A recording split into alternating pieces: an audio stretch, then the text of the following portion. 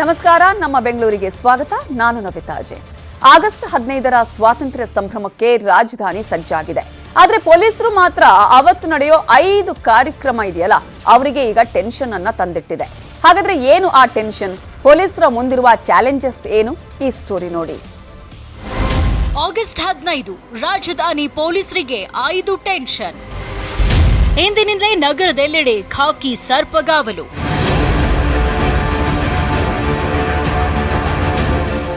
August 15 ಸ್ವಾತಂತ್ರ್ಯ ಅಮೃತ ಮಹೋತ್ಸವವನ್ನ ಅದ್ದೂರಿಯಾಗಿ ಆಚರಿಸಲು ಸಕಲ ಸಿದ್ಧತೆ ನಡೆದಿದೆ. ಕೇಂದ್ರ ಸರ್ಕಾರದ ಹರ್ ಘರ್ ತಿರಂಗ ಕಾರ್ಯಕ್ರಮ ಘೋಷಿಸಿದ್ದು, ಮನೆ ಮನೆಯಲ್ಲೂ ತ್ರಿವರ್ಣ ಧ್ವಜ ಹಾರಿಸಲು ಸಿದ್ಧತೆ ಕೂಡ ನಡೆದಿದೆ. ಬೆಂಗಳೂರಲ್ಲಿ ಈಗಾಗಲೇ ಎಲ್ಲೆಲ್ಲೂ ರಾಷ್ಟ್ರ ಧ್ವಜ ರಾರಾಜಿಸ್ತಾ ಇದೆ. ಇದರ ಜೊತೆ ರಾಜಧಾನಿ ಪೊಲೀಸರಿಗೆ ಸಖತ್ ಟೆನ್ಷನ್ ಶುರುವಾಗಿದೆ. ಆಗಸ್ಟ್ 15ರಂದು ರಾಜಧಾನಿಯಲ್ಲಿ ಸಾಲು ಸಾಲು ಕಾರ್ಯಕ್ರಮಗಳಿರೋದ್ರಿಂದ ಲಕ್ಷ ಜನ ಸೇರ್ತಿದ್ದಾರೆ. ಎಲ್ಲೆಲ್ಲಿ ಭದ್ರತೆ ಹೇಗಪ್ಪ ಕಲ್ಪಿಸೋದು ಅನ್ನೋ ಟೆನ್ಷನ್ ಶುರುವಾಗಿದೆ. ಖಾಕಿ ಟೆನ್ಷನ್ 1. ಈದ್ಗಾ ಮೈದಾನದಲ್ಲಿ ಧ್ವಜಾರೋಹಣ. ಬೆಂಗಳೂರು ಪೊಲೀಸರಿಗೆ ಅತಿ ಹೆಚ್ಚು ತಲೆನೋವು ತಂದಿರೋದು ಈದ್ಗಾ ಮೈದಾನ ದಂಗಲ್.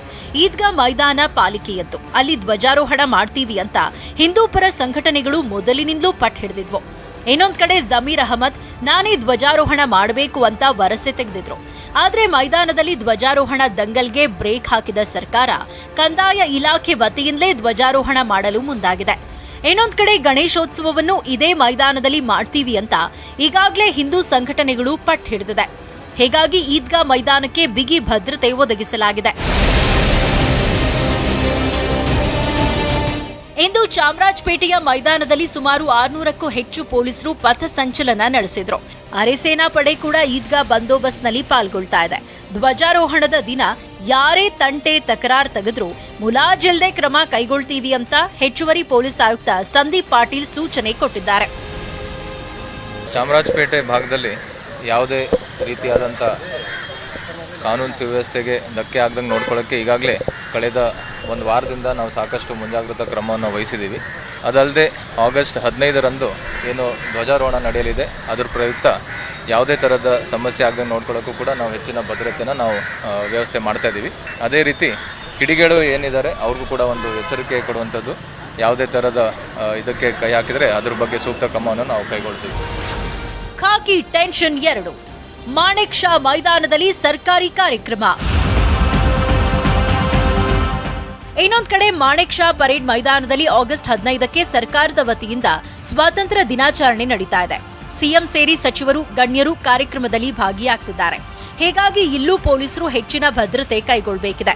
ಮಾಣೆಕ್ ಶಾ ಮೈದಾನದಲ್ಲೂ ಈಗಿನಿಂದಲೇ ಪೊಲೀಸರು ಸಿದ್ಧತೆಗಳನ್ನ ಪರಿಶೀಲಿಸುತ್ತಿದ್ದಾರೆ. ಖಾಕಿ ಟೆನ್ಷನ್ 3. ಕಾಂಗ್ರೆಸ್ನ 1 ಲಕ್ಷ ಕಾರ್ಯಕರ್ತರ ಪಾದಯಾತ್ರೆ. ಸ್ವಾತಂತ್ರ್ಯ ಅಮೃತ ಮಹೋತ್ಸವ ಹಿನ್ನೆಲೆ ಕೆಪಿಸಿಸಿ ಅಧ್ಯಕ್ಷ ಡಿಕೆಶಿ ಅವರು ಬೆಂಗಳೂರಲ್ಲಿ 1 ಲಕ್ಷ ಕಾಂಗ್ರೆಸ್ ಕಾರ್ಯಕರ್ತರನ್ನ ಸೇರಿಸಿ ಪಾದಯಾತ್ರೆ ಮಾಡಲು ಮುಂದಾಗಿದ್ದಾರೆ. ಸಿದ್ದರಾಮೋತ್ಸವದಂತೆ ರಾಜಧಾನಿಯಲ್ಲೂ ಕೈಪಡೆ ಒಗ್ಗೂಡಿಸಲು ಮುಂದಾಗಿದ್ದಾರೆ. ಬರೋಬ್ಬರಿ 1 ಲಕ್ಷ ಮಂದಿ ಪಾದಯಾತ್ರೆಯಲ್ಲಿ ಪಾಲ್ಗೊಳ್ತಾ ಇರೋದ್ರಿಂದ ಪೊಲೀಸ್ ಭದ್ರತೆ ಕೂಡ ಹೆಚ್ಚಿರಬೇಕು. ಅಲ್ಲದೆ ಟ್ರಾಫಿಕ್ ಜಾಮ್ ಉಂಟಾಗೋದ್ರಿಂದ ಅದನ್ನು ನಿವಾರಿಸೋ ಸವಾಲು ಪೊಲೀಸರ ಮುಂದಿದೆ. ಖಾಕಿ ಟೆನ್ಷನ್ 4.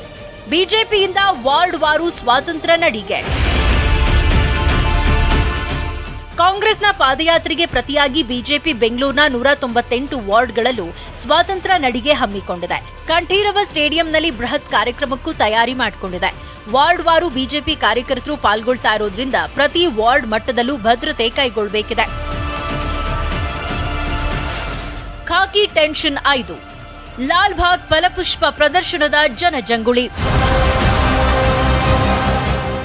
ಇನ್ನೊಂದ್ ಕಡೆ ಲಾಲ್ಬಾಗ್ನಲ್ಲಿ ಫಲಪುಷ್ಪ ಪ್ರದರ್ಶನ ನಡೀತಾ ಇದೆ. ಸ್ವಾತಂತ್ರ್ಯ ದಿನದ ಹಿನ್ನೆಲೆ ಹೆಚ್ಚಿನ ಸಂಖ್ಯೆಯಲ್ಲಿ ಸಾರ್ವಜನಿಕರು ಲಾಲ್ಬಾಗ್ಗೆ ಬರಲಿದ್ದಾರೆ. ಭಾನುವಾರ ಮತ್ತು ಸೋಮವಾರ ಲಾಲ್ಬಾಗ್ನಲ್ಲಿ ಹೆಚ್ಚಿನ ಜನಸಂದಣಿ ಇರೋದ್ರಿಂದ ಇಲ್ಲೂ ಹೆಚ್ಚಿನ ಪೊಲೀಸರ ನಿಯೋಜನೆ ಬೇಕು. ಟ್ರಾಫಿಕ್ ಜಾಮ್ ಕೂಡ ಉಂಟಾಗೋ ಸಾಧ್ಯತೆ ಇದ್ದು ಇವೆಲ್ಲವನ್ನ ನಿಯಂತ್ರಿಸೋ ಸವಾಲು ಖಾಕಿ ಪಡೆ ಮುಂದಿದೆ. ಈ 5 ಕಾರ್ಯಕ್ರಮದಿಂದ ಖಾಕಿ ಪಡೆಗೆ ಹೆಚ್ಚಿನ ಒತ್ತಡ ಬಿದ್ದಿದೆ. ರಾಜಧಾನಿ ಪೊಲೀಸರು ಇವೆಲ್ಲವನ್ನ ಹೇಗೆ ನಿಭಾಯಿಸುತ್ತಾರೆ ಕಾದು ನೋಡಬೇಕು. Bureau report, news 18 Kannada. ಸುಂಕದಕಟ್ಟೆಯಲ್ಲಿ ಯುವತಿ ಮೇಲೆ ಆಸಿಡ್ ದಾಳಿ ನಡೆದು 3 ತಿಂಗಳ ಮೇಲಾಯಿತು. ಕಡೆಗೂ ಆಸ್ಪತ್ರೆಯಲ್ಲಿ ಚಿಕಿತ್ಸೆ ಪಡಿತಾ ಇದ್ದ ಯುವತಿ ಅಲ್ಪ ಮಟ್ಟಿಗೆ ಗುಣವಾಗಿ ಡಿಸ್ಚಾರ್ಜ್ ಆಗಿದ್ದಾಳೆ. ನಡೆಯಲಾಗದಂತಹ ಪರಿಸ್ಥಿತಿ ಇದ್ರೂ ಯುವತಿಯ ನೋವಿನ ನುಡಿಯ ಜೊತೆಗೆ ಸಂಕಲ್ಪ ಮಾತ್ರ ಬೇರೂರಿದೆ. ಈ ಕುರಿತ ಇಂಟ್ರೆಸ್ಟಿಂಗ್ ಸ್ಟೋರಿ ಇಲ್ಲಿದೆ. ಆಸಿಡ್ ಹಾಕಿದವನನ್ನ ನೇಣು ಹಾಕಿ ನ್ಯೂಸ್ 18 ಮುಂದೆ ಸಂತ್ರಸ್ತೆ ನೊಂದ ನುಡಿ. ನನ್ನ ಮುಂದೆ ಆಸಿಡ್ ಹಾಕಿ ಹ್ಯಾಂಗ್ ಮಾಡಬೇಕು. ಬೆಂಗಳೂರಿನ ಸುಂಕದಕಟ್ಟೆಯಲ್ಲಿ ಮುತ್ತೂಟ್ ಫೈನಾನ್ಸ್ನಲ್ಲಿ ಕೆಲಸ ಮಾಡುತ್ತಿದ್ದ ಯುವತಿ ಮೇಲೆ ಆಸಿಡ್ ದಾಳಿ ಮಾಡಿ 3 ತಿಂಗಳೇ ಕಳೆದಿದೆ. ಆರೋಪಿಯನ್ನು ತಮಿಳುನಾಡಲ್ಲಿ ಬಂಧಿಸಲಾಗಿದೆ. ಈ ನಡುವೆ ಚಿಕಿತ್ಸೆ ಪಡೆದು ಗುಣಮುಖವಾಗಿ ಯುವತಿ ಡಿಸ್ಚಾರ್ಜ್ ಆಗಿದ್ದಾಳೆ. ಆಸ್ಪತ್ರೆಯಿಂದ ಮನೆಗೆ ಬಂದ ಬಳಿಕ ಸಂತ್ರಸ್ತ ಯುವತಿ ನ್ಯೂಸ್ 18 ಜೊತೆ ತನ್ನ ನೋವನ್ನ ತೋಡಿಕೊಂಡಿದ್ದಾಳೆ. ಆಸಿಡ್ ಹಾಕಿ ನನ್ನ ಜೀವನವನ್ನ ಹಾಳು ಮಾಡಿದವನನ್ನ ನೇಣಿಗೆ ಹಾಕಿ ಅಂತಲೂ ಆಕ್ರೋಶ ಹೊರಹಾಕಿದ್ದಾರೆ. 28 ನಾನು ಆಫೀಸ್ಗೆ ಹೋದೆ. 8:30ಗೆ ನಮ್ಮ ಡ್ಯಾಡಿ ಡ್ರಾಪ್ ಮಾಡಿದ್ರು. ಆಮೇಲೆ ನಾನು ಸ್ಟೆಪ್ ಹತ್ಕೊಂಡು ಮೇಲ್ಕೆ ಹೋಗಿದ್ದೆ. ಆಮೇಲೆ ಬ್ಯಾಕಿಂದ ಯಾರೋ ಕೂಗ್ದಂಗಾಯಿತು. ನೋಡಿದ್ರೆ ಅವರು ಬಾಟಲಲ್ಲಿ ಆ್ಯಸಿಡ್ ಇಟ್ಕೊಂಡು ನಿಂತಿದ್ರು. ನಾನು ಆ್ಯಸಿಡ್ ಅಂತ ಅಂದರು ಅವರು. ನಂಗೆ ಭಯ ಆಗಿ ಕೆಳಗಡೆ ಸ್ಟೆಪ್ಪಿಂದ ಓಡೋಕ್ಕೆ ಸ್ಟಾರ್ಟ್ ಮಾಡಿದಾಗ ಅವರು ಕೂಲು ತಲೆ ಜುಟ್ಟು ಇಟ್ಕೊಂಡು ಹೇಳ್ಬಿಟ್ಟು ಕುಣಿಸ್ಬಿಟ್ಟು ಆ್ಯಸಿಡ್ ಹಾಕಿದ್ದಾರೆ. ಆಮೇಲೆ ಈ ಕಡೆ ರೋಡ್ ಸೈಡ್ ನೋಡ್ಕೊಂಡು ನಿಂತಿದ್ದಾಗ ಯಾರೋ ಕಡ್ದಂಗಾದಾಗ ನಾನು ಹಿಂದೆ ತಿರುಗಿದ್ದು. ಆವಾಗ ಆ್ಯಸಿಡ್ ಅಂತ ಅಂದಾಗ ಮಾತ್ರ ನಾನು ಕೆಳಗಡೆ ಓಡೋಗಕ್ಕೆ ಸ್ಟಾರ್ಟ್ ಮಾಡಿದಾಗ ತಲೆ ಜುಟ್ಟು ಇಟ್ಕೊಂಡು ಹೇಳಿದ್ದೀನಿ. ತಲೆ ಜುಟ್ಟು ಇಟ್ಕೊಂಡು ಕೆಳಗಡೆ ಕುಣಿಸಿಷ್ಟೇ ತಲೆ ಮೇಲಿಂದ ಉಯ್ಯಕ್ಕೆ ಸ್ಟಾರ್ಟ್ ಮಾಡಿಬಿಟ್ರು ಆ್ಯಸಿಡ್. ನಾನು ಮುಂದೆ ಹ್ಯಾಂಗ್ ಮಾಡಬೇಕು ಅಂತ ಹೇಳಕ್ಕೆ ಇಷ್ಟಪಡ್ತೀನಿ. ಆಮೇಲೆ ಒಂದ್ಸತಿ ಗೊತ್ತಾಗಲಿ ಆ್ಯಸಿಡ್ ಹಾಕಿದ್ರೆ ಹೆಂಗಿರುತ್ತೆ ಅಂತ ಗೊತ್ತಾಗಲಿ ಅಂತ ಆ್ಯಸಿಡೋ ಹಾಕಿ ಅವ್ರಿಗೆ ಅಂತ ಹೇಳಕ್ಕೆ ಇಷ್ಟಪಡ್ತೀನಿ. ಆ್ಯಸಿಡ್ ಹಾಕಿ ಹ್ಯಾಂಗ್ ಮಾಡಬೇಕು. ನನಗೆ ಹೊಸ ರೂಲ್ಸ್ ತರಬೇಕು ಅಂತ ಹೇಳಕ್ಕೆ ಇಷ್ಟಪಡ್ತೀನಿ. ಯಾಕೆ ಅಂದರೆ ಆ್ಯಸಿಡ್ ಹಾಕುವಾಗ ಮುಂದೆ ಬಂದವ್ರಿಗೆ ಅಲ್ಲೇ ಶೂಟೌಟ್ ಮಾಡಬೇಕು ಅಂತ ಹೇಳಕ್ಕೆ ಇಷ್ಟಪಡ್ತೀನಿ. ಹೊಸ ರೂಲ್ಸ್ ತಂದರೆ ಒಳ್ಳೆಯದು ಅಂತ. ಆಮೇಲೆ ಹೊಸ ರೂಲ್ಸ್ ಗೌರ್ಮೆಂಟ್ ಹೊಸ ರೂಲ್ಸ್ ತರಲೇಬೇಕು. ಎಷ್ಟೊಂದು ಜನಕ್ಕೆ ಆಗೇ ಆಗುತ್ತೆ ಈ ಥರ. ಅದಕ್ಕೆ ರೂಲ್ಸ್ ತರಲೇಬೇಕು. ಮತ್ತು ಆ್ಯಸಿಡ್ ಎಲ್ಲೂ ಸಿಗದಿರಂಗೆ ಮಾಡಬೇಕು. ಕಠಿಣ ರೂಲ್ಸ್ ತಂದ್ರೇ ಇಲ್ಲಿ ಆ್ಯಸಿಡ್ ಕೊಡೋರ್ಗು ಮಾರೋರ್ಗು ಒಂದು ಇದು ಮಾಡಬೇಕು, ರೂಲ್ಸ್ ಮಾಡಬೇಕು. ತಗೊಳ್ಳೋರ್ಗೂ ಒಂದು ರೂಲ್ಸ್ ಮಾಡಲೇಬೇಕು. ಇನ್ನು ಯುವತಿ ನನಗಾದ ಪರಿಸ್ಥಿತಿ ಇನ್ಯಾರಿಗೂ ಆಗಬಾರದು ಅಂತ ಮನವಿ ಮಾಡಿದ್ದಾಳೆ. ಸರ್ಕಾರ ಆಸಿಡ್ ನಿಯಂತ್ರಣ ಮಾಡಬೇಕು, ಆರೋಪಿಗೆ ಶಿಕ್ಷೆ ಕೊಡಬೇಕು ಅಂತ ಪದೇ ಪದೇ ಒತ್ತಾಯಿಸಿದ್ದಾರೆ. ನಾನು ಪಟ್ಟ ಕಷ್ಟ ನೋವು ಅವನಿಗೂ ಗೊತ್ತಾಗಲಿ ಅಂದ್ರು. ಇನ್ನು ಆಸ್ಪತ್ರೆಯಲ್ಲಿ ನೋವಿನಲ್ಲಿದ್ದಾಗ ಪ್ರತಿಯೊಬ್ಬರು ಧೈರ್ಯ ತುಂಬಿದ್ರು. ಅವರಿಂದಾಗಿ ನಾನು ಸುಧಾರಿಸಿಕೊಂಡೆ ಅಂತ ಹೇಳಿದ್ದಾರೆ. ಸದ್ಯ ಆಸಿಡ್ನಾಗ ಜೈಲಲ್ಲಿದ್ದು ಇತ್ತ ಯುವತಿ ಚೇತರಿಸಿಕೊಳ್ಳುತ್ತಿದ್ದಾಳೆ. ಸಂತ್ರಸ್ತೆ ಸಂಪೂರ್ಣ ಗುಣಮುಖವಾಗಿ ಮೊದಲಿನಂತಾಗಲಿ ಅನ್ನೋದು ಎಲ್ಲರ ಆಶಯ. ಕ್ಯಾಮರಾಮ್ಯಾನ್ ವೆಂಕಟೇಶ್ವರ್ಲು ಜೊತೆ Gangadhar Vagata, crime bureau, news 18 Kannada, Bengaluru. BBMP ಚುನಾವಣೆಗೆ ಸರ್ಕಾರ ಸಿದ್ಧತೆಗಳನ್ನ ಮಾಡಿಕೊಳ್ತಿದೆ. ಈಗಾಗಲೇ ವಾರ್ಡ್ ಮರು ವಿಂಗಡಣೆಯನ್ನ ಫೈನಲ್ ಮಾಡಿದೆ. ಆದರೆ ತರಾತುರಿಯಲ್ಲಿ ಮಾಡಿದ ಮೀಸಲಾತಿಗೆ ವಿರೋಧ ವ್ಯಕ್ತವಾದ ಹಿನ್ನೆಲೆ ಸರ್ಕಾರ ಮತ್ತೆ ಯೂ ಟರ್ನ್ ಹೊಡೆದಿದೆ. ಬಿಬಿಎಂಪಿ ಚುನಾವಣೆಯ ಒಬಿಸಿ ಮೀಸಲಾತಿ ಗೊಂದಲಕ್ಕೆ ತೆರೆ. ಹಳೆ ಮೀಸಲಾತಿಯಂತೆಯೇ ನಡೆಯಲಿದೆ ಪಾಲಿಕೆ ಚುನಾವಣೆ. ಸಾಕಷ್ಟು ಕುತೂಹಲ ಮೂಡಿಸಿರೋ ಬಿಬಿಎಂಪಿ ಚುನಾವಣೆ ವಿಚಾರದಲ್ಲಿ ಸರ್ಕಾರ ಪದೇ ಪದೇ ಎಡವುತ್ತೆ. 198 ಇದ್ದ ವಾರ್ಡ್ಗಳ ಸಂಖ್ಯೆಯನ್ನ 243ಕ್ಕೆ ಏರಿಕೆ ಮಾಡಿದಾಗಲೂ ಸಾಕಷ್ಟು ವಿರೋಧ ಕೇಳಿಬಂದಿತ್ತು. ಇದೀಗ ಮೀಸಲಾತಿ ವಿಚಾರದಲ್ಲೂ ತಾರತಮ್ಯವಾಗಿದೆ ಅನ್ನೋ ಕೂಗೆದ್ದಿತ್ತು. ಒಂದ್ ಕಡೆ ಮೀಸಲಾತಿ ಪಟ್ಟಿಯಲ್ಲಿ ಯಾವುದೇ ದೋಷವಿಲ್ಲ ಅಂತ ಬಿಜೆಪಿ ಸಮರ್ಥನೆ ಮಾಡ್ಕೊಳ್ತಿದ್ರೆ, ಮತ್ತೊಂದೆಡೆ ಹಳೆ ಮೀಸಲಾತಿ ಪ್ರಕಾರ ಚುನಾವಣೆ ನಡೆಸ್ತೀವಿ ಅಂತ ಸಚಿವ ಮಾಧುಸ್ವಾಮಿ ಹೇಳಿದ್ದಾರೆ. ನಮಗೆ ಈಗ ಸುಪ್ರೀಂ ಕೋರ್ಟು ತಕ್ಷಣ ಎಲೆಕ್ಷನ್ ಆಗಬೇಕು ಅನ್ನೋದೊಂದನ್ನು ಗಮನದಲ್ಲಿಟ್ಕೊಂಡು ಏನು ಮಾಡ್ತೀರಿ ಗೊತ್ತಿಲ್ಲ ಮಾಡಿ ಅಂತಾರೆ. ನಮಗೂ ಈ ತಕ್ಷಣಕ್ಕೆ ಎಲ್ಲದನ್ನು ನಾವು ನಿವಾರಣೆ ಮಾಡ್ತೀವಿ ಅನ್ನೋ ಸ್ಥಿತಿ ಇಲ್ಲದಕ್ಕೆ ಏನು ಎಕ್ಸಿಸ್ಟಿಂಗ್ ಸ್ಥಿತಿ ಇದೆ ಇದನ್ನು ಮುಂದುವರಿಸ್ಬಿಟ್ಟು ಈ ಎಲೆಕ್ಷನ್ ಮುಗಿಸ್ಬಿಡ್ತೀವಿ. 27-28 ಒಳಗೆ ನಾವು ಎಂಪ್ರಿಕಲ್ ಡಾಟಾನ ಫ್ರೆಶ್ ಕೊಡ್ತೀವಿ ಅಂತ ಹೇಳಿರೋದು. ಈಗೇನಿದೆ ಅದರಂತೆ ಮುಂದುವರಿತೀವಿ ಅಂತ ಕೇಳಿದ್ದೀವಿ. ನಾವು SC ST ಸೇರಿ 50 ಕೊಡ್ತೀವಿ ಅಂತ ಹೇಳಿದ್ದೀವಿ. That is the direction of the supreme court. ಕಳೆದ 1 ವರ್ಷದಿಂದ ಬಿಜೆಪಿ ಪಕ್ಷದ ಆಕಾಂಕ್ಷಿಗಳು ತಮ್ಮ ತಮ್ಮ ವಾರ್ಡ್ಗಳಲ್ಲಿ ಕೋಟ್ಯಾಂತರ ಹಣ ಖರ್ಚು ಮಾಡಿ ಮತದಾರರ ಓಲೈಕೆಗೆ ಮುಂದಾಗಿದ್ರು. ಆದರೆ ಸರ್ಕಾರ ಮೀಸಲಾತಿ ಹೆಸರಲ್ಲಿ ಬದಲಾವಣೆ ತಂದಿದ್ರಿಂದ ಸ್ವಪಕ್ಷದ ಮುಖಂಡರೇ ಸರ್ಕಾರದ ವಿರುದ್ಧ ತಿರುಗಿ ಬಿದ್ದಿದ್ರು. ಕಾಂಗ್ರೆಸ್ ಒಬಿಸಿ ಮೀಸಲಾತಿ ವಿರೋಧಿಸಿ ಕೋರ್ಟ್ ಮೆಟ್ಟಿಲೇರಿದ್ರು. ಕೋರ್ಟ್ ಕೂಡ ಇದೇ ತಿಂಗಳ 16ರವರೆಗೆ ಯಾವುದೇ ಮೀಸಲಾತಿಯನ್ನು ಅಂತಿಮಗೊಳಿಸಬಾರದು ಅಂತ ಆದೇಶ ನೀಡಿತು. ಈ ಬಾರಿ ಹಳೆಯ 13% ಮೀಸಲಾತಿ ಮುಂದುವರಿಸಿ 2027-28ರವರೆಗೆ ಹಾಲಿ ಮೀಸಲಾತಿ ಮುಂದುವರಿಕೆ ಮಾಡಲಾಗುತ್ತೆ. 2027ಕ್ಕೆ ಒಬಿಸಿಗೆ ಹೊಸ ಮೀಸಲಾತಿ ಜಾರಿ ಮಾಡಲು ನಿರ್ಧರಿಸಲಾಗಿದೆ. ಅಲ್ಲದೆ ಬಿಬಿಎಂಪಿ ಮೇಯರ್ ಅಧಿಕಾರಾವಧಿ 30 ತಿಂಗಳಿಗೆ ಹೆಚ್ಚಿಸಲಾಗಿದೆ. ಇಂದು ನಡೆದ ಸಚಿವ ಸಂಪುಟ ಸಭೆಯಲ್ಲಿ ಈ ನಿರ್ಧಾರ ಕೈಗೊಳ್ಳಲಾಗಿದೆ. ಒಟ್ಟಾರೆ ಬಿಬಿಎಂಪಿ ಚುನಾವಣೆ ಮುಂದೂಡಲು ಬಿಜೆಪಿ ಶಾಸಕರು ರಾತ್ರಿ ಹಗಲು ಎನ್ನದೇ ಕಸರತ್ತು ನಡೆಸಿದ್ರು. ಆದರೆ ಹೈಕೋರ್ಟ್ ಕೊಟ್ಟ ಏಟಿನಿಂದ ಎಚ್ಚೆತ್ತುಕೊಂಡ ಸರ್ಕಾರ ಚುನಾವಣೆ ನಡೆಸಲು ಮುಂದಾಗಿದೆ. ಮೀಸಲಾತಿ ಗೊಂದಲವನ್ನು ಬಗೆಹರಿಸಿದೆ. ಆಶಿಕ್ ಮುಲ್ಕಿ, ನ್ಯೂಸ್ 18 ಕನ್ನಡ, ಬೆಂಗಳೂರು. ಭ್ರಷ್ಟರಿಗೆ ಸಿಂಹ ಸ್ವಪ್ನವಾಗಿದ್ದ ಲೋಕಾಯುಕ್ತಕ್ಕೀಗ ಹಳೆ ಗತ ವೈಭವದ ಶಕ್ತಿ ಮರುಕಳಿಸಲಿದೆ. ಹೈಕೋರ್ಟ್ ಆದೇಶದ ಬೆನ್ನಲ್ಲೇ ಲೋಕಾಯುಕ್ತದಲ್ಲಿ ಚಟುವಟಿಕೆ ಗರಿಗೆದರಿದೆ. ಈ ಮಧ್ಯೆ ರಾಜ್ಯಾದ್ಯಂತ ವ್ಯವಸ್ಥೆ ಬದಲಾವಣೆ ಮಾಡಲು ಲೋಕಾಯುಕ್ತ ಚಿಂತನೆ ಮಾಡಿದೆ.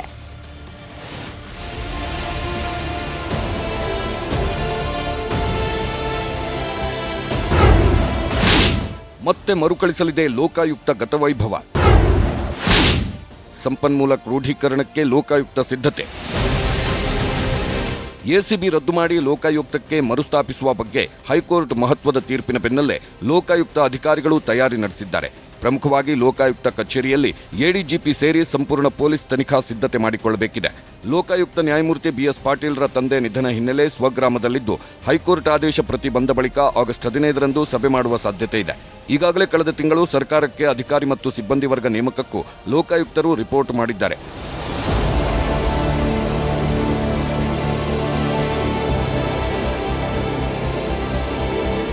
ಲೋಕಾಯುಕ್ತ ಸಂಸ್ಥೆಯಲ್ಲಿ ಇಡೀ ರಾಜ್ಯಕ್ಕೆ ಕೇವಲ 17 ಎಸ್ಪಿ ಮತ್ತು 39 ಡಿವೈಎಸ್ಪಿಗಳಿದ್ದಾರೆ. ಅಲ್ಲದೆ ಕೇವಲ 70 ಮಂದಿ ಇನ್ಸ್ಪೆಕ್ಟರ್ಗಳಿದ್ದಾರೆ. ಒಟ್ಟಾರೆ 969 ಸಿಬ್ಬಂದಿ ಮಾತ್ರ ಕಾರ್ಯನಿರ್ವಹಣೆ ಮಾಡುತ್ತಿದ್ದಾರೆ. ಲೋಕಾಯುಕ್ತಕ್ಕೆ ಇನ್ನೂ 500 ಮಂದಿ ಅಧಿಕಾರಿ ಸಿಬ್ಬಂದಿಗಳ ನೇಮಕದ ಅವಶ್ಯಕತೆ ಇದೆ. ಪ್ರತಿ ಜಿಲ್ಲೆಯಲ್ಲೂ ಓರ್ವ ಎಸ್ಪಿ ಸೇರಿ ಹೆಚ್ಚುವರಿ ಸಿಬ್ಬಂದಿಯನ್ನು ನೇಮಿಸಬೇಕಿದೆ. ಸರ್ಕಾರ ಮಾರ್ಗದರ್ಶನ ಕೊಟ್ಟ ಬಳಿಕ ಪ್ರಕರಣಗಳ ವರ್ಗಾವಣೆ ನಡೆಯಲಿದೆ.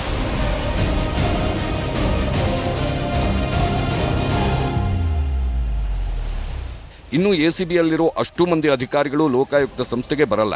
ಇನ್ನೊಂದು ಕಡೆ ತನಿಖಾ ಹಂತದಲ್ಲಿರೋ ಕೇಸ್ಗಳು ಮತ್ತು ಬಿ ರಿಪೋರ್ಟ್ ಮತ್ತು ಚಾರ್ಜ್ ಶೀಟ್ ಆಗಿರೋ ಸಂಪೂರ್ಣ ಕೇಸ್ ವರ್ಗಾವಣೆ ಮಾಡಬೇಕಿದೆ. ಚಾರ್ಜ್ ಶೀಟ್ ಆಗಿರೋ ಕೇಸ್ಗಳ ತನಿಖೆ ಮಾಡುವ ಸಾಧ್ಯತೆ ಕಡಿಮೆ ಇದೆ.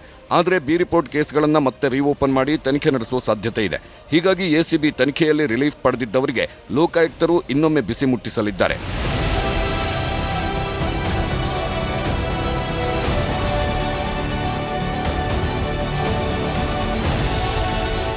Gangadhar Vagata, crime bureau, news 18 Kannada, Bengaluru. ಅಂತೂ ಇಂತೂ ಶಿವಾನಂದ ಸ್ಟೀಲ್ ಬ್ರಿಡ್ಜ್ಗೆ ಮುಹೂರ್ತ ಕೂಡಿ ಬಂತು ಅಂತ ಅಂದ್ಕೊಳ್ಳಲಾಗಿತ್ತು. 5 ವರ್ಷದಿಂದ ನೆನೆಗುದಿಗೆ ಬಿದ್ದಿದ್ದ ಮೇಲ್ಸೇತುವೆ ಆಗಸ್ಟ್ 15ರಿಂದ ಓಪನ್ ಆಗುತ್ತೆ ಅಂತ ಹೇಳಲಾಗಿತ್ತು. ಆದರೆ ಆ ಕನಸು ಕೂಡ ಈಡೇರೋಕೆ ಇನ್ನೂ ಟೈಮ್ ಬೇಕಾಗಿದೆ. ಬೆಂಗಳೂರು ಮಂದಿಗೆ ಇನ್ನೂ ಸಿಕ್ಕಿಲ್ಲ ಸ್ಟೀಲ್ ಬ್ರಿಡ್ಜ್ ಭಾಗ್ಯ. ಮಳೆ ಕಾಟದಿಂದ ಸೇತುವೆ ಕಾಮಗಾರಿ ಇನ್ನೂ ವಿಳಂಬ. ಶಿವಾನಂದ ಸರ್ಕಲ್ ಬಳಿ ಸ್ಟೀಲ್ ಬ್ರಿಡ್ಜ್ ಕಾಮಗಾರಿ ಶುರುವಾಗಿ 5 ವರ್ಷವಾಯಿತು. ಆದರೂ ಅದಿನ್ನೂ ಕಂಪ್ಲೀಟ್ ಆಗೇ ಇಲ್ಲ. ಸ್ಟೀಲ್ ಬ್ರಿಡ್ಜ್ ನಿರ್ಮಾಣ ವಿರೋಧಿಸಿ ಕೆಲವರು ಹೈಕೋರ್ಟ್ ಮೊರೆ ಹೋಗಿದ್ರು. ಇದಾದ್ಮೇಲೆ ಹೈಕೋರ್ಟ್ ಸಂಚಾರಕ್ಕೆ ಅನುವು ಮಾಡಿಕೊಡುವಂತೆ ಹೇಳಿತ್ತು. ಅದಾದ್ಮೇಲೆ ಮತ್ತೆ ಕಾಮಗಾರಿ ಶುರು ಮಾಡಿದ್ದ ಪಾಲಿಕೆ ಕೆಲಸ ಮುಗಿಸಿ ಇದೇ ಆಗಸ್ಟ್ 15ರಿಂದ ಸಂಚಾರಕ್ಕೆ ಮುಕ್ತಗೊಳಿಸಬೇಕಿತ್ತು. ಆದರೆ ಆಗಸ್ಟ್ 15ಕ್ಕೆ ಸ್ಟೀಲ್ ಬ್ರಿಡ್ಜ್ ಓಪನ್ ಆಗ್ತಿಲ್ಲ. ಕಳೆದ 25 ದಿನಗಳಿಂದ ರಾಜಧಾನಿಯಲ್ಲಿ ಭಾರೀ ಮಳೆ ಆಗ್ತಾನೇ ಇದೆ. ಇದರಿಂದ ಕಾಮಗಾರಿ ವಿಳಂಬ ಆಗಿದೆ. ಈ ಬಗ್ಗೆ ರಿಯಾಕ್ಟ್ ಮಾಡಿರೋ ಬಿಬಿಎಂಪಿ ಯೋಜನಾ ವಿಭಾಗದ ಚೀಫ್ ಇಂಜಿನಿಯರ್ ಲೋಕೇಶ್, ಮಳೆಯಿಂದ ಕಾಮಗಾರಿ ಪೂರ್ಣ ಆಗಿಲ್ಲ, ಹೀಗಾಗಿ ಶೀಘ್ರವೇ ಕೆಲಸ ಮುಗಿಸ್ತೇವೆ ಅಂತ ಹೇಳಿದ್ದಾರೆ. ಇವಾಗ ಮಳೆ ನಿಂತಿದೆ. ಇವಾಗ ಬಹುತೇಕ ಸಿವಿಲ್ ಕಾಮಗಾರಿಗಳನ್ನ ಪೂರ್ಣಗೊಳಿಸಿದೀವಿ. ಇನ್ನೇನು ಈಗ ಆಸ್ಫಾಲ್ಟ್ ಕಾಮಗಾರಿ ಪ್ರಗತಿಯಲ್ಲಿದೆ. 2-3 ದಿನಗಳಲ್ಲಿ ಮಳೆ ಬಂದಿಲ್ಲ ಅಂತಂದ್ರೆ ನಾವು ಆಸ್ಫಾಲ್ಟ್ ಫ್ಲೈಓವರ್ ಮೇಲೆ ಮೇಲ್ಸೇತುವೆ ಮೇಲೆ ಏನು ಆಸ್ಫಾಲ್ಟ್ ಮಾಡಬೇಕು ಅದನ್ನು ಮಾಡಿ ಕಾಮಗಾರಿನ ಪೂರ್ಣಗೊಳಿಸೋದಕ್ಕೆ ನಾವು ಪ್ರಯತ್ನ ಮಾಡ್ತಾ ಇದ್ದೀವಿ. ಸದ್ಯ ಮೇಲ್ಸೇತುವೆಯ ನಿರ್ಮಾಣ ಕಾರ್ಯ 90% ಪೂರ್ಣಗೊಂಡಿದೆ. ಶೇಷಾದ್ರಿಪುರ ಕಡೆಗೆ ಸಂಪರ್ಕಿಸುವ ಡೌನ್ ರ್ಯಾಂಪ್ ಬಳಿ ಕಾಲುವೆ ಅಭಿವೃದ್ಧಿ ಮತ್ತು ಇಳಿಜಾರು ರಸ್ತೆ ನಿರ್ಮಿಸಿ ಡಾಂಬರೀಕರಣ ಮಾಡುವುದು ಮಾತ್ರ ಬಾಕಿ ಇದೆ. ಕಾಮಗಾರಿ ಪೂರ್ಣಗೊಳಿಸಲು ಅಂದಾಜು ಇನ್ನು 15 ದಿನ ಬೇಕಾಗಬಹುದು ಎಂದು ಅಂದಾಜಿಸಲಾಗಿದೆ. ಆಗಸ್ಟ್ 15ಕ್ಕಂತೂ ಸ್ಟೀಲ್ ಬ್ರಿಡ್ಜ್ ಸಂಚಾರ ಮುಕ್ತವಾಗಲ್ಲ. ಈ ತಿಂಗಳ ಅಂತ್ಯಕ್ಕಾದರೂ ಸೇತುವೆ ಮೇಲೆ ವಾಹನಗಳು ಸಂಚರಿಸುವಂತಾಗಬೇಕಿದೆ. ಆಶಿಕ್ ಮುಲ್ಕಿ, ನ್ಯೂಸ್ 18 ಕನ್ನಡ, ಬೆಂಗಳೂರು. ಕಾಡು ಕುದುರೆ ಓಡಿ ಬಂದಿದ್ದ ಖ್ಯಾತಿಯ ಗಾಯಕ ಶಿವಮೊಗ್ಗ ಸುಬ್ಬಣ್ಣ ಇನ್ನು ನೆನಪು ಮಾತ್ರ. 83ರ ಹರೆಯದ ಸುಬ್ಬಣ್ಣ ನಿಧನಕ್ಕೆ ಇಡೀ ಕರುನಾಡೆ ಕಂಬನಿ ಮಿಡಿಯಿತು. ಗಣ್ಯಾತಿ ಗಣ್ಯರು ಸುಬ್ಬಣ್ಣಗೆ ಅಂತಿಮ ನಮನ ಸಲ್ಲಿಸಿದರು. ಖ್ಯಾತ ಗಾಯಕ ಶಿವಮೊಗ್ಗ ಸುಬ್ಬಣ್ಣ ಇನ್ನಿಲ್ಲ. ಸಿಎಂ ಮಾಜಿ ಸಿಎಂ ಕಲಾವಿದರ ನಮನ. ಹಿನ್ನೆಲೆ ಗಾಯಕ, ರಾಷ್ಟ್ರಮಟ್ಟದಲ್ಲಿ ಸುಗಮ ಸಂಗೀತ ಕಲೆ ಬೆಳೆಸಿದ ಮಲೆನಾಡ ಪ್ರತಿಭೆ ಶಿವಮೊಗ್ಗ ಸುಬ್ಬಣ್ಣ ಇನ್ನಿಲ್ಲ. ಬೆಂಗಳೂರಿನ ನಿವಾಸದಲ್ಲಿ ವಾಸಿಸುತ್ತಿದ್ದ ಸುಬ್ಬಣ್ಣ ಅವರಿಗೆ ನಿನ್ನೆ ತಡರಾತ್ರಿ ಎದೆನೋವು ಕಾಣಿಸಿಕೊಂಡಿದೆ. ಜಯದೇವ ಆಸ್ಪತ್ರೆಗೆ ಕರೆದುಕೊಂಡು ಹೋಗುವಷ್ಟರಲ್ಲೇ ಸುಬ್ಬಣ್ಣ ಇಹಲೋಕ ಯಾತ್ರೆ ಮುಗಿಸಿದ್ರು. ಕರ್ನಾಟಕ ಕಂಡಂತ ಅತ್ಯಂತ ಶ್ರೇಷ್ಠ ಹಿರಿಯ ಕಲಾವಿದರು, ಸಂಗೀತಕಾರರು, ಸಾಹಿತಿಗಳು ಶಿವಮೊಗ್ಗದ ಸುಬ್ಬಣ್ಣವರು ಇವತ್ತು ನಮ್ಮನ್ನೆಲ್ಲ ಬಿಟ್ಟು ಅಗಲಿರುವಂಥದ್ದು ಅತ್ಯಂತ ದುಃಖಕರವಾದಂಥ ಸಂಗತಿ. ಕೊನೆಯವರೆಗೂ ಆರೋಗ್ಯವಾಗೇ ಇದ್ದರು. ನಿನ್ನೆ ಬೆಳಗ್ಗೆಯಿಂದ ಸ್ವಲ್ಪ ಉಸಿರಾಟದ ತೊಂದರೆ ಆಗ್ತಾಯಿತ್ತು, ಅಂದರೆ ಸಂಕಟ ಆಗ್ತಾ ಇದೆ ಅಂತ ಹೇಳ್ತಾ ಇದ್ರು. ಮಧ್ಯಾಹ್ನ ಸ್ವಲ್ಪ ಪಲ್ಸ್ ರೇಟ್ ಕಮ್ಮಿ ಆಯಿತು. ನಾವು ಕೂಡಲೇ ಆಸ್ಪತ್ರೆಗೆ ಕರ್ಕೊಂಡು ಹೋದ್ವಿ. ಅವ್ರಿಗೆ ಆಸ್ಪತ್ರೆಗೆ ಹೋದಾಗ ಮ್ಯಾಸಿವ್ ಹಾರ್ಟ್ ಅಟ್ಯಾಕ್ ಆಗಿದೆ. ಮತ್ತು ರಿವೈವ್ ಮಾಡಿದ್ದಾರೆ. ಮಾಡಿದ ಮೇಲೆ ಅಲ್ಲಿಂದ ಜಯದೇವಾಗೆ ಶಿಫ್ಟ್ ಮಾಡಿ ಕೂಡಲೇ ಅಂತ ಹೇಳಿದ್ರು. ಸೊ ಜಯದೇವಾಗೆ ಕರ್ಕೊಂಡು ಹೋದ್ವಿ, but he was not responding ಅವಾಗ. ಇದು ಇವತ್ತಿನ ನಮ್ಮ ಬೆಂಗಳೂರು. ನೋಡ್ತಾ ಇರಿ ನ್ಯೂಸ್ 18 ಕನ್ನಡ. ಜಾಲ ನಮ್ಮದು, ಬಲ ನಮ್ಮದು.